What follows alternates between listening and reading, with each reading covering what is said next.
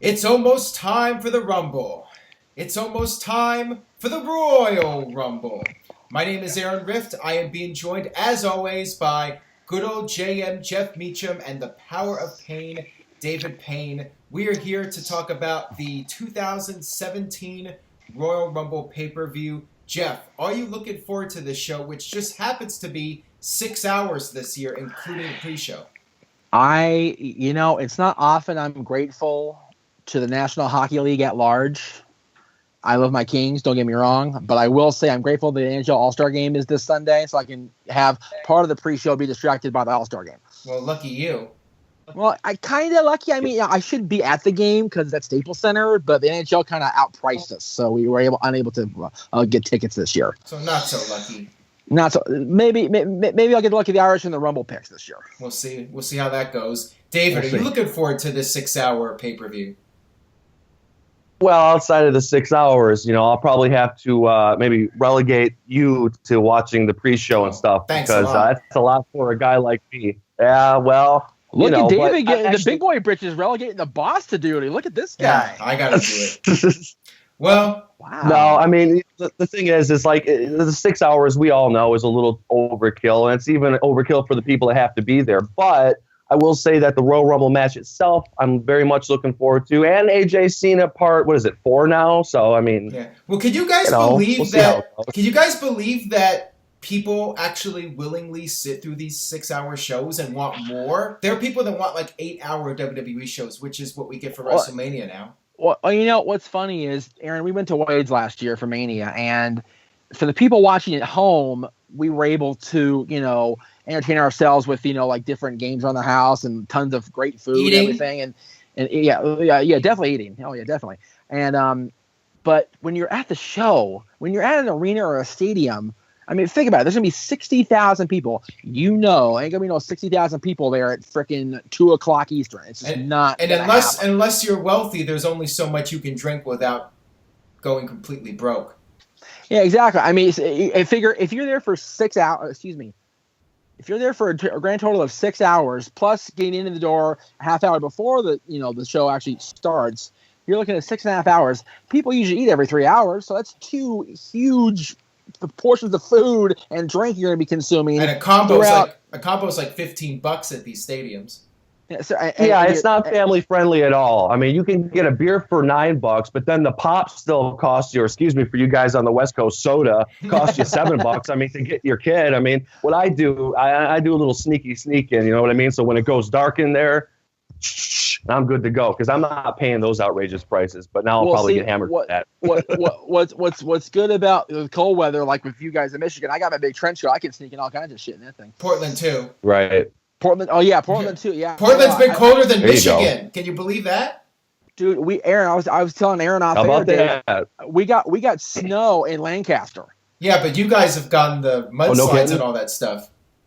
What's that? You guys have gotten the mudslides and all the rain. Oh, dude, Dylan slept in mud at school today. He came home covered in mud. So unless you're living in the site of WrestleMania 33, you're dealing with bad weather somewhere. Exactly, it's terrible. All right, so let's go ahead and break down this card. I put the matches in order of what I think they're going to be. We'll talk about the kickoff matches. The first one is Sasha Banks, the woman who was in a series of history-making matches against Charlotte Flair, now in the kickoff match against Nia Jax. Jeff, what are your thoughts on Sasha going from being on the main event of a pay-per-view to being in the kickoff? Well, I think it was a given that as Sasha lost the feud against Charlotte, ended up being not the champion anymore, that she was going to be relegated to pre-show status, at least for a show or two. So it doesn't surprise me she's there. I will say the story behind this match, though, is not Sasha Banks' relegation to the undercard. It is Nia Jax's complete destabilization as a monster heel, and I'll tell you why. For the longest time, we've seen her squash jobber after jobber after jobber after Alicia after jobber after jobber after Alicia after jobber. Now she comes against Sasha Banks, and she has to kick out her bad knee. And she has to attack her from behind. She has to do all these sneaky heel things rather than be a monster heel. It totally undermines everything they've done with her since she joined the Raw brand. I think Sasha wins this match, and she does it by the skin of her teeth, but she still does it. What do you think, David? Well, that's actually a good analysis, but I want to say that maybe there's some redemption there in the booking, and they'll just have her win. But I'm going with her to win. But you're right; it makes no sense. You're squashing jobber after jobber. I was really behind her as the next dominant heel, but I don't know exactly if they're just trying to spread this out a little bit longer and then make a move on her like chess. Who knows? But I go with Nia Jax to win this one. I'm going with Nia Jax as well. I think Nia Jax is going to win by taking advantage of Sasha's injury, and then that will set up an eventual rematch at Fastlane in March, and that's when Sasha will get her win back. Or she may just get it on Raw next week. Either way, I think Nia will win the first match, and then Sasha will win a rematch. And it'll be the typical pattern where they trade wins back and forth. That's my prediction. But I think Nia will win the first one. Next up, we have the tag team titles match, which is the second kickoff match. We have Luke Gallows and Anderson challenging Cesaro and Sheamus. Now, the other week we had Anderson and Gallows basically getting screwed out of the tag team titles. So it's been really weird booking. It was like a dusty finish where Gallows and Anderson had the match won and then had the titles taken away from them. And I'm not sure what to make of this whole situation. I mean, I think I would go with Cesaro and Sheamus retaining here just because they won the titles fairly recently. Although, at the same time, I think Anderson and Gallows really need some kind of momentum. They've been really floundering on Raw lately, and I think they need a big win at this point. So, Jeff, what do you think? What are your thoughts on this match? I completely agree with you. On all accounts. I think, Cesaro and Sheamus need to still have a decent build as strong Raw Tag Team Champions, but I also think Gallows and Anderson are just getting booked into oblivion. They're just jobbing these guys out and screwing these guys over, and they are easily the most successful tag team on Raw. There's just no question about that, because they were dominant in Japan. They were part of the Bullet Club for so many years, and now they're jobbers to the stars almost. I'm gonna make a bold prediction. I know you just kind of picked them yourself, but you kind of did at the same time. I'm gonna go with them winning the titles outright at the Royal Rumble. What about you, David? Well, I kind of almost think they have to win. Otherwise, they really do look like the Dudley Boys of last year, where they were jobber to the stars. Right. And throughout history, though, you really haven't seen too many thrown together tag teams, if you will, like a Cesaro Sheamus, have lengthy title runs. I'm thinking maybe they're just a stopgap, because I think something's going to give between those two. I think Cesaro deserves a push as a single star, So I think we all do. I don't know how long term that's going to be. Well, we all do, but we all, can't always get what you want. So, but for I think I want to say Gallows. You get what you need. Gallows and Anderson, and what they need is Gallows and Anderson to win. I think, to save their asses. Yeah. Absolutely. I'm gonna go ahead and say Anderson and Gallows as well. I want to see them win the titles. I think they need to win the titles, but to me, it's not a guarantee at this point. I could see this one going either way. Peer pressure. But I'm saying they need the win, so I would logically go with them, but I don't know if it's gonna happen. I don't know. Look at Aaron and peer pressure. Next thing you know, he'll be smoking on the air. Shame on you. Let's not get carried away here, Jeff Meacham. Not even from RVD would I go that Oh, no. We almost got you. We almost did. You tried. We tried. We really did. You gave it your best Boy Scout effort. Hey, now, wait a minute. That's a shot in the dark there. That's a shot in the gut there. That's a little inside reference right there. Inside reference. All right, anyways, let's move on here before we get too Vince Russo-like with our inside references. Whoa, look out now. Next up, we have the main card matches, the Cruiserweight title match. Neville challenging, what is he being called? The outlandish Rich Swann? Is that his nickname? Something like that. I'm not feeling Rich Swann as a Cruiserweight champion. They're trying so hard to give him character, but it's just not translating well to TV. And he cut this promo on Raw, and it was just really lame, I thought. Well, it's funny. I've been chastised by several people for not keeping 205 live, and I finally got caught up. And what I noticed is the characters are Cedric and Noam Dar and Brian Kendrick and T.J. Perkins and Neville, but not Rich Swann. Rich Swann is very, as as much of a black man as he is, he's very much a Manila midget. He's got no personality whatsoever. What's worse is when they show the people in the crowd, the Kevin Dunn special where they show these fans in the crowd. There's this one guy dancing around, and it's so lame. I'm not even a fan of the music. I think the music's pretty lame. It's not catchy. The music, a Prince knockoff. I hate the music. And also, too, if I might say for his sake, because he's a decent wrestler. Especially when I've seen him at the tournament. He was, he really got some moves. But that after he wins, and I'll see if I can do it here. He looks up and he's like, yeah. And they do that. Really whoa. They do that stupid they do that stupid camera angle, too, where they tilt the camera to the left and then to the right. It's not working for me at all. The entire presentation is completely backwards. I think it's time for a title change. I absolutely agree with that. It is. And I will say that I think Neville with this new attitude change, I mean, perhaps some could say he's maybe overselling it, but I like it. He comes down, he's all mean. He looks like this big mean troll, and he comes in there, and you know what? He should be the one to carry that division. Absolutely. But Neville, 205. Neville's the best thing about the Cruiserweight division at this point. He's the one that's bringing some life to it. And you know what? We're all supposed to believe that. And we're supposed to believe that he's the king of the Cruiserweight team. He's going to kick somebody's butt on Sunday. And he's going to. Oh, and now I remember what Rich Swann said. He said that Neville isn't the king. He's a court jester. Which is like, okay, you know what? Really? Are we doing petty name-calling now? Really? That was like in his delivery. It was just so bad. So bad. The whole thing is just flat as a pancake. Yeah. So I'm going to go with Neville to win. They can do a lot better with the Cruiserweight division. I think we're all going to go with Neville to win the title here. I am. Neville's going to win it. It makes perfect sense to me. And then you could have somebody like Austin Aries, when he's ready to return, challenge Neville for the Cruiserweight title, maybe at WrestleMania. There you go. I like that. Ka-ching. All right, next up we have the Raw Women's title match, Bayley versus Charlotte. And the whole story here is Bayley is basically Daniel Bryan 2.0. She's just like the fans. WWE's trying to get her to be the ultimate underdog. People have mixed feelings, I think. I've heard some people say that, this is a great storyline. Others saying the Bayley character isn't really working on the main roster. I feel that we need more time for it to be given a chance, but at the same time, when she did that poem on Raw, it did not work with that crowd. It came off as really lame.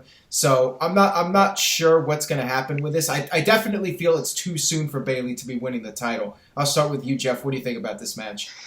I consider myself somewhat of a women's wrestling aficionado. So I firmly believe in what you say, Aaron, that it is too soon for Bayley to win the championship. I will say the character build is there, but you're right. It's not completely clicking on all fronts on the main roster. It was very cool and very heartwarming inside that little NXT arena bubble. But now that she's got the entire Raw universe, if you will, with her, it's not working. And quite frankly, I am captivated by Charlotte. I love everything about her and her character. The fact she's no longer digging on her father and she's embraced the Flair legacy and the heritage, and that she's saying she's the greatest of all time like her dad was. I personally think that she is on her way to eclipsing. I think she's already eclipsed Trish and Lita. I dare she's on her way to eclipsing Moolah. Wow, that's some pretty strong praise right there from Jeff Meacham. David, what do you think about this match? Yeah, well, I couldn't agree more with Jeff about Charlotte, because when I look at her, I mean, I see exactly what I saw in Ric Flair, and I love the fact that Rick's given her his old robes and she's getting them altered. I mean, she just fits the part. She's built she's really the most dominant women's wrestler. She's like Ric Flair with boobs. Ric Flair with boobs. There you go. Thank you for that. I wouldn't mind looking at. High school analogy there, boss man. Good grief. But then again, I don't know. Ric Flair has some sag going on himself there in the okay. I gotta tell you guys, Aaron, if you have the chance to order old copies of PWI, that I forget, I couldn't tell you what year it was, what issue it was, but there was an issue that Flair was the centerfold. And on the back of the centerfold, they have like 4 highlight pictures from the career. One of them is Steamboat chopping Flair, and the folds in his skin are going over Steamboat's hand. It is the grossest thing I have ever seen in my life. Anyway, back to the match. Good grief. Thank you for pointing that out, Jeff. Yes, you're welcome. Yeah, thanks. Nice image. But I will say this, though, from just me personally, I think Bayley, they're almost making her the New Day of the women's division. It's very kid oriented, hugs and all this, and I just think it runs its course after a while. You know what? And the thing is too, like with Kurt Angle could pull off doing the nerdy stuff. Like very few people can do it, but Kurt was one of those guys. Unless you're able to pull it off, you have to have somewhat of a cool factor, and I think Bayley needs a little bit of a cool factor. Yeah, I think I agree with you. And you knew in the back of his mind that Angle was a legit competitor and he was a badass. Yeah, exactly. Bayley has zero badass quality. She needs that. She does. For her to be able to pull off the nerdy stuff, she's got to have that badass element to her. Yes. Agreed. And Kurt Angle was one of the more, I don't know if people, they always say what a great in-ring guy was, but what a promo guy he really was when you look back at it. Oh, yeah. Yeah, and that's the thing. Bayley's whole promo presentation is all about the fans, and she was a fan. She's like you. It's like, it doesn't work in 2017. It just doesn't. We don't want like to that arm wrestling segment. They were booing. They were going boring. You know what I mean? Yeah. It's just like, don't kill her. Get her some attitude eventually. But with that being said, I'm still sticking to my logic, where I think that by the time WrestleMania comes around, they want to have Charlotte be possibly the 6-time champion. So I'm almost saying that maybe there'll be a title change, but I could also see some kind of maybe even dirty finish happening with Charlotte retaining. But like I said, for some reason, they're on this kick where they're just hot potatoing it, but back to Charlotte so that she can be the umpteen-time world champion by next year. I hope not. We'll see. But I'm just saying, what the heck? Charlotte, she'll lose it. Bayley will win. Yeah. Charlotte will win it back on Raw in 2. I think Charlotte needs to be champion through WrestleMania. What I think they should do is have Charlotte retained by some sort of shenanigans, and then Bayley snaps and just beats the holy hell out of Charlotte, and that's when we get to see the aggressive side of Bayley, and then that gets her set up for WrestleMania and winning the title at WrestleMania. That's what I would like to see, at least. That's great storytelling. I hope I go with it. All right. So are we all going with Charlotte to retain? I am. David? Yeah. Okay. No, I'm going with Charlotte to lose, actually. I'm going with Charlotte to lose. Lose the title or just lose the match? Do you think she'll just get DQ'd or she'll lose the title? I'll say she'll lose the title. I don't know. I'll say she'll lose the title. It's a major pay-per-view, so... David going against us, so there you go, everyone out there watching. The bold prediction from Mr. Payne. David not agreeing with us, so now you cannot complain about that. Against the grain. There you go. That's harmful, too. All right, next up we have my special attraction match, a no DQ match for the WWE Universal title, and also Chris Jericho being above the ring in a shark cage.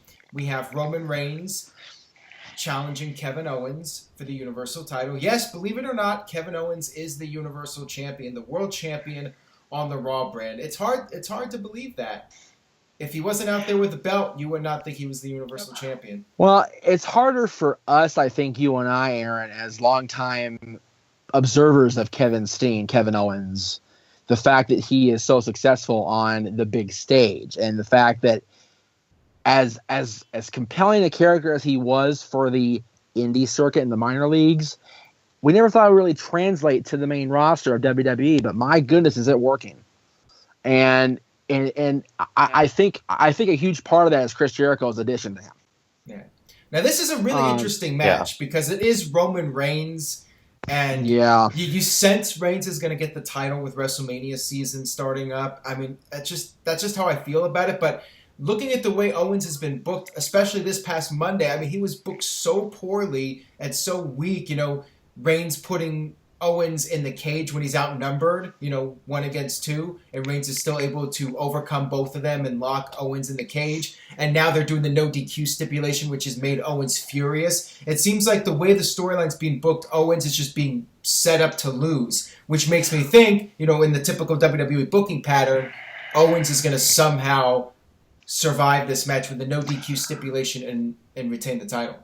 I was just going to say, if there's no disqualifications, what's to stop Chris Jericho from picking that lock and getting his way out of that cage? Exactly. Or some other sort of weird angle going on. Now, I guess weird lowering of the cage. They could have the angle where Jericho drops a weapon or something and Reigns gets it instead of Owens and uses it, and then Owens blames Jericho for losing the title. That's a possibility. Well, the problem is they just did that angle with the Office of Pain and TM61 and the Dusty tournament. Yeah, but that happened a month ago. WWE fans aren't supposed to remember a month ago. But I guess I'm a WWE fan then.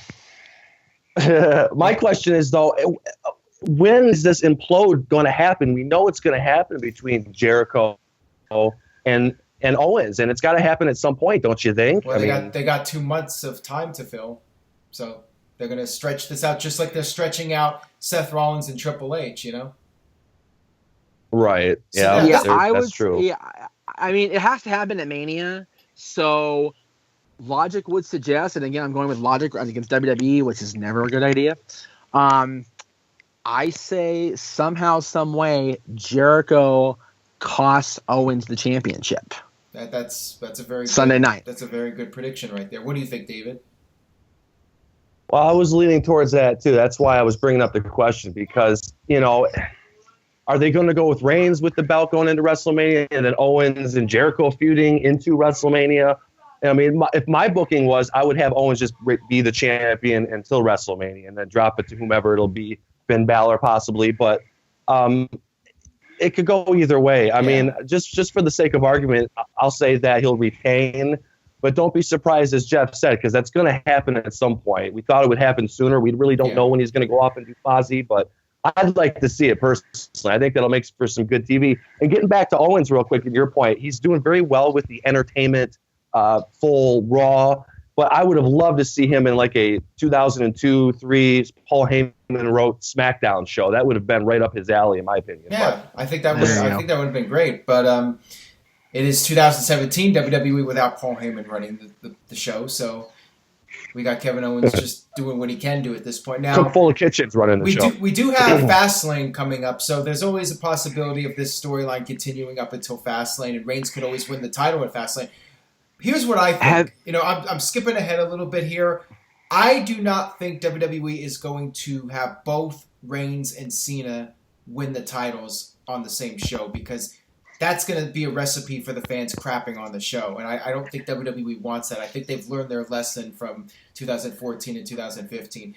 I'm thinking Cena's going to win his match. We'll talk about that in a minute here. I'm looking ahead at the other matches. I think Cena's going to win the title. Because of that, I don't think Reigns is going to win the title. So I'm going to say Owens retains the title by some sort of shenanigans. And this also ties into my Rumble prediction, which we'll get to in a little bit. But I'm going to go with Owens to retain, even though it is very hard to bet against Roman Reigns, as we all know. Yes. All right, so now let's talk about the WWE title match. John Cena challenging AJ Styles. AJ has beaten Cena time and time again. We got WrestleMania season coming up. I mean, I think the Royal Rumble poster speaks volumes. The fact that AJ Styles is in the very back of the poster, even though he's the WWE champion. Next to R-Truth. Yeah, I think that tells you all you need to know about what WWE feels about AJ as being a draw compared to the other guys like John Cena and Roman Reigns and Brock and Goldberg and so on. What I think is going to happen here is Cena's already lost several times. I think he's going to get his 16th title reign to tie Ric Flair, maybe lose it at Elimination Chamber, and then get his rematch at WrestleMania to go for the 17th tie-breaking record. That is something I could see happening at WrestleMania. So, Jeff, I'll start with you. What are your predictions for this match? I don't know about Fastlane and all that. Going to Mania Elimination Chamber. Go for a breaking. I do think he's going to win the championship of Royal Rumble, though. I think that as they say, his time is now. Yeah, he's already lost so many times to AJ. You know, it's John Cena. WrestleMania. Cena's going to be a big part of WrestleMania. Considering he wasn't last year, keep that in mind. Also, he missed. Except for a brief little appearance with The Rock against the Wyatts last year, he missed Mania. Yeah, John Cena's their big brand, and it's WrestleMania season. They're not going to make their brand look weak heading into WrestleMania. Absolutely not. So that's why I think Cena's going to win the title. What about you, David? Yeah. And you know what? As much as I hate to, I'd have to agree with it. The formula is written on the wall. I mean, I would be very shocked if AJ Styles retained. But it's a shame, really, because I think now that there's two brands, you could have really had a marquee match at WrestleMania, and AJ would, and he'll still probably tear down the house with whoever he's going to work with at WrestleMania. But I think you could have saved this match for WrestleMania, in my opinion. But we have it now. And as you guys said, the time is now. I brushed my teeth with Colgate. Wherever he says in his damn song, he's gonna win it for the 16th time. 16 times. Maybe we'll see what's his name show up and try to cost him again. Or did they bury the hatchet? Did they bury the hatchet? What's his name? The guy that cost Cena the talk show. Oh, Jon Stewart. Yeah. Oh, I'll make a prediction right now. If Jon Stewart is in the Alamo Dome, you're gonna shave your head. You will see Jeff Meacham run interference to stop his ass. Okay. I would say if you had hair, you could shave your head. Hey, that's not very nice. I have a lot to risk. David, you should make that bet. If Jon Stewart shows up at the Royal Rumble, you should shave your head. I'll consider that because I don't think he's going to show up. You got to say yes or no. Would shit on that. You got to say yes or no on the spot here. And he's not commenting. All right. So that's a no. David's not going to make that bet. Yes, I'll do it. Yes. Okay, you heard it, folks. If Jon Stewart shows up, David's going to shave his head. Oh, okay. Welcome to the peer pressure episode of No DQ Predictions here on NoDQ.com. I just don't think he's going to show up. Fans will shit on it if he shows up, in my opinion. So I'll tell you guys what. If Zack Ryder wins the Royal Rumble, if he comes back early from injury and wins the Royal Rumble, I will shave my head again. Like completely bald. What is that? Empty. Oh, that's true. You're gonna have to take a regular Mach 3 to it, man. Go cue ball. I'll tell you what. Okay. I'll tell you what. Instead of shaving my head, if Zack Ryder comes back from injury and wins the Royal Rumble, I will dye my hair pink and keep it pink for 6 months. Wow. There you go. Considering it's like 1,000,000 odds, that's not bad. Well, did anybody think Zack Ryder was winning that damn ladder match? Although I guess the odds are even less for this. Exactly. I will dye my hair pink for 6 months if Zack Ryder wins the Royal Rumble. Okay, do me a favor. Don't do it till you come here. Let me go with you. Please. We'll see. We got good hairstyles here. I'll get you good hair dye specials, I promise. All right. Well, let's talk about. So speaking of which. What was that, David? Yeah, you're going on to the Rumble match itself, right, Aaron? Like, what are the odds right now? I was seeing something that Braun Strowman is like the favorite to win. Or like, are you kidding me? Braun Strowman run the fans would be. If Scott Steiner was in the Royal Rumble, everybody's odds would drastically go down. Yeah, true. Normally, if you hear me. Normally, you would have a 1 in 30 chance of winning the Royal Rumble, but Scott Steiner is a genetic freak and he's not normal, so. Your chances drastically go down. Anyways, that's a little reference to Professor Steiner for those of you that remember that one. And if you don't know, now you know. Check it out on YouTube. Hilarious. I wish Steiner would be a surprise entrant in the Rumble. You know, people ask me who would I like to see as a surprise entrant. My number one choice would be Big Papa Pop. What about you, Jeff? I want to see the spirit of Zoog's Rift into the Royal Rumble. That's what I want to see. Okay. Well, who would you like to see? Somebody who could actually show up at the Rumble. Somebody actually can do it? Yeah. What about you, David? Well, Jeff's thinking. I'm thinking. Well, I was going to go with Kurt Angle, but he shot that down with TMZ. But then again, maybe he's playing kayfabe and maybe he's going to swerve. You never know. I mean, whether he's going to show up or not, of course he's going to say he's not going to be there. He doesn't want to ruin a surprise if he is going to be there. Exactly. I don't think we're going to see Kurt Angle. Just imagine. I'm not expecting to see Kurt Angle. I'm not expecting mine either. I'm going to say Hulk Hogan. Hulk Hogan in the Royal Rumble. That's just like, I guess, a dream scenario. 60 years old. That's hey, he's 63. Oh, when I'm 64. Aaron knows that song, right? I was going to say I would do a hair dyeing bet for that, but you never know with Hogan. You never know. What about HBK? Is that under the bus? You know what? I was going to ask you guys about that. They're making a huge deal out of him being on the pre-show. It's in the Alamo Dome. It's where he won the title. I think he's done. But if Shawn Michaels, if he shows up, he's not going to want to do a spot where like Kevin Nash, where he gets eliminated in like 2 minutes. He's going to want to. They would have announced it in advance. They would have built this up and spent 5 or 6 weeks building up Shawn Michaels' return. He's not going to come back to Royal Rumble as a surprise entrant. Not going to happen. Some of the other possibilities, Finn Balor is a name that's been thrown around. You know, I guess he's actually getting checked out apparently by WWE's doctors or people, trainers or whatever, and they're going to see if he can actually go for the Rumble. So there's a small possibility Balor might be there at the Rumble. You never know. Well, you know, he was at the UK tournament. He didn't look all injured to me. He looked in pretty good shape from what I could tell. Yep. Yeah, I'd say. Who knows? I mean, he could end up being the winner of the Rumble as a huge surprise. I mean, I would not rule that out 100%. You never know. If he's in it, he's my dark horse. Yeah, if he's in it, I mean, I think that there's a good chance of him winning. This is really hard to predict. I mean, I think that this is the hardest Royal Rumble match to predict in a very long time. It is. Well, why don't we all pick a winner and then a dark horse? We should each get two picks. Primary pick, secondary pick, and then a dark horse pick. So 3 picks total. Jesus.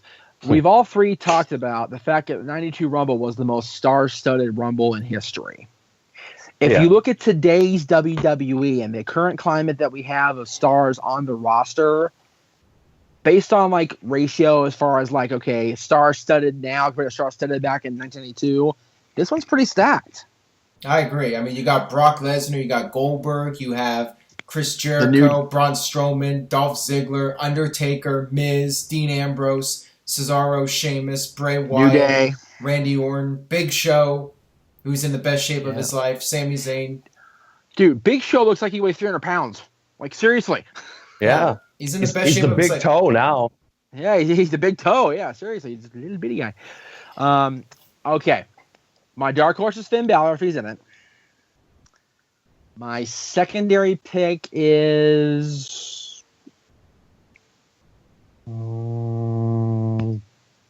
Damn. I had somebody and I lost it for a second. Xavier Woods. No, I'll say Kofi just because I'll say Kofi. My pick it. You heard me. You're really going to throw away your secondary choice on Kofi Kingston? I am. I'm questioning. Did you bang your head on the door like Goldberg did on Raw? I believe in my son's favorite wrestler. Okay, then. My pick, though, is The Undertaker. All right. What about you, David? Well, that's funny. Yeah, Undertaker's my pick, too, because it's like we were talking about this months ago about Cena facing Undertaker, you know, so I just think that's how it's going to be. Cena will be the champion. Undertaker will probably challenge for SmackDown would be my guess. But, you know, don't count. I just seem to think that Goldberg and Brock Lesnar are going to cancel each other out. Yes. You know, and something's going to happen there. I guess so. I don't really know as a second pick, but I will say my dark horse, believe it or not, is Dolph Ziggler. He's got this new attitude now, you know, and maybe I guess my second pick will be Dean Ambrose. I don't know. Maybe they're not completely done with Dean Ambrose yet. You notice though, now that he's not the world champion, they're actually cheering for him more. Like, you know, what the hell? That's how it usually works. They want him so bad to get rubbed the wrong way and just snap and turn heel. That's what they want out of him. Yeah, and also I think that fans like to see guys chasing for the title. Once you're on top, you know, it's very hard to keep that kind of momentum going where the fans cheer for you as an underdog. When you're the champion, you know, then there's somebody new who's rising up to the top, and then the fans start cheering naturally for that guy to rise to the top. I will say I'm glad they nip that whole Renee Young storyline thing in the bud really quick. That was going at least for now. It might start up again. You just don't know. Oh, ugh. I love Renee, but no. Yeah. No. And by the way, guys, we're forgetting about a big name I did not mention yet. Samoa Joe, possibly making his who is not announced yet. Yes. That's right. That'll be a surprise entrant. Yeah. I don't think Joe will win. I mean, somebody asked me, like, do I think Joe will enter and then Triple H will help Joe win? I don't think Joe will win if he enters. I think it'll be like AJ Styles where he'll come in, have a pretty good run in the Rumble, and then get eliminated and then start a feud with somebody on SmackDown. Right. Well, here's what confuses me. They've built this whole thing with Seth Rollins and Triple H going into presumably WrestleMania, and then Rollins loses his qualifying match on Monday because of Triple H. Why are they burning that feud builder so early? Why not at the Rumble? Are they going to have Rollins involved in the match now? Are they going to do anything with that now? That's really interesting. Yeah, Rollins is not on the show now. He's completely off the pay-per-view unless they do some angle where he gets added at the last minute or he shows up anyways. What about Triple H in the Rumble? Triple H comes in, everybody's going crazy, and then Seth Rollins comes out and gets him eliminated somehow. You know, maybe his music plays and he does the same kind of stunt. Triple H is looking at the ropes, and then boom, he goes out. You know, so that's surprising. That actually makes a lot of sense. Triple H comes out in the Royal Rumble, and then people think he's going to win, and then Rollins comes out and eliminates Triple H. I really like that idea, David. I think David took a hit of the good stuff before he went on camera. That was good stuff, too. man. I mean, that's a nice little twist on the obvious thing where we all thought, okay, Triple H is going to come out and eliminate Rollins. They do the reverse, where Triple H comes out because Seth Rollins isn't in the Rumble, and then Rollins comes out and costs Triple H the Rumble. I really like that he may not even have to come out at all. It may just be the music, just like they did on Raw. You know what I mean? I could see something like that happening. And Triple H like anticipating by the ropes, and then maybe somebody like Samoa Joe or somebody knocks him out. Tit for tat. Yeah, exactly. I think that's a great idea. My prediction. I like it. We might see that. Thank you. I think Goldberg's going to get eliminated by Lesnar to set up the WrestleMania match. I mean, to me, Lesnar needs some sort of heat on Goldberg and needs to get one over on Goldberg after Goldberg beat him. Well, right, because Goldberg has nothing to prove. He beat him up in a minute and a half. Right, so Lesnar's got to eliminate Goldberg so Lesnar can justify getting his rematch at WrestleMania. His big match, yep, I agree. And I think Joe's good. I think if they do bring in Joe, they should have Joe eliminate Lesnar after Lesnar eliminates Goldberg. And that way we get a SummerSlam build. Yeah, we could do that. Would be great. We could do Lesnar versus Goldberg at or Lesnar versus Samoa Joe at Joe, can you imagine the Heyman promos against Samoa Joe? Oh my Lord. That would be awesome. So I'd like to see that happen. If Joe comes in, he can eliminate Brock Lesnar, and that's his big Rumble debut moment. Now, for my predictions, Dark Horse, I'm going to go with Finn Balor. If he is in the Rumble, I think he very well could win it. My second pick is going to be The Undertaker. I think there's a very strong chance of him winning. My pick, though, is the guy who has been in the Rumble many times but has never won it, and that is Chris Jericho. I'm going with Jericho to win the Royal Rumble. Come on, baby! Because I think, going back to earlier, here's the thing. To steal a line from you, Jeff, if Kevin Owens retains the Universal title, I think Jericho is winning the Rumble. If Kevin Owens loses the Universal title, I'm going with Undertaker. That's how I'm predicting this. Okay, all right. Going back to the topic of the show, peer pressure. I go with Aaron. You're going with Jericho now. I'm going with Jericho if Owens wins the match, and Undertaker if he loses. Okay. Interesting. I'm totally switching. I'm totally giving. And you're not going to go on Twitter and change your picks. I'll tell you what. As soon as you post this show, text me and I will tweet my picks. Sounds good. That way it's written down and it's all these people on the internet though that are big on the Miz winning. You know, are you guys counting the Miz out? No, I have learned in the 12 years I've known Mike Mizanin, never count the Miz out of anything. Yeah, but he's not winning. He's not winning, but never count him out of anything. I'm not gonna make a hair dyeing bet on it, but I don't think he's winning. Well, yeah, he'll have a good. Maybe showing, Ziggler will eliminate him. Yeah, there you go. All right, guys. So that'll wrap it up for our predictions. Thank you guys for being on today. You can follow Jeff at twitter.com/_Jeff Meacham, and you can follow David at SmartMark420. Yeah. All right. So that'll wrap it up for our thoughts. Stay tuned to NoDQ.com. We will have live coverage of both NXT and the Royal Rumble, and hopefully I'll have you guys on, or at least one of you on, for the post videos. Are you going to be on, Jeff, for the post NXT and Rumble videos? The shows will be over at what time on our coast? 8 o'clock. 8 o'clock. Could be doable. Be doable. So hopefully I gotta work at 10 both nights, so I'm not sure. It's going to be a little bit of a tight squeeze. Yeah. Well, we'll see if we can make it work out. If not, David and I will handle the load for you. As you have to for your Beer Sundays, and I understand that. We'll see how that goes. But either way, NoDQ.com will have our usual post-show videos of both NXT and the Royal Rumble. I will be watching all 6 hours because I have to. Jeff and David can chill. David can have his recreational activity. Jeff can. I will go be watch the his loyal Twitter follower of NoDQDOTCOM and follow along with the boss man. Sounds good. So it's going to be a fun weekend. Fun weekend for WWE Alamo Dome. Oh, by the way, did you hear what Reigns said on Raw? I thought it was really interesting. He said this Sunday there's going to be over 40,000 people in the Alamo Dome. Now, last time I checked, they were saying there was going to be 60,000 plus people in the Alamo Dome. So maybe that's what all the ticket sales. That's what everything's been saying up until Reigns cut a little promo. Maybe the ticket sales not quite as good as WWE was hoping for. Which is so funny because you would think, because honestly, from what everybody's been telling us, what we're supposed to believe, business in 2017 is better than business for WWF in 1997. Well, I would say wrestling in general was hotter then. Also, you have to keep in mind in 97, they actually did a lot of a lot of comps, and they also had a lot of different giveaways or discounted tickets that were heavily discounted. Like I remember, like people could get like $10 tickets for the Royal Rumble, and that's $97 $10. And you know what? Maybe they'll have to do it on Sunday too. Yeah, maybe they'll. Possible. It must be pretty bad for Reigns to say 40,000. I mean, I'm guessing they're not even at 40,000. They're gonna have to give away some tickets and do something. They'll block it up the top part. They'll probably block off like they used to do for the San Antonio Spurs games back when they played there. They would either block it out, and then also they wouldn't shine any light in that direction. I really think we're giving an awful lot of credence to Roman Reigns' promo.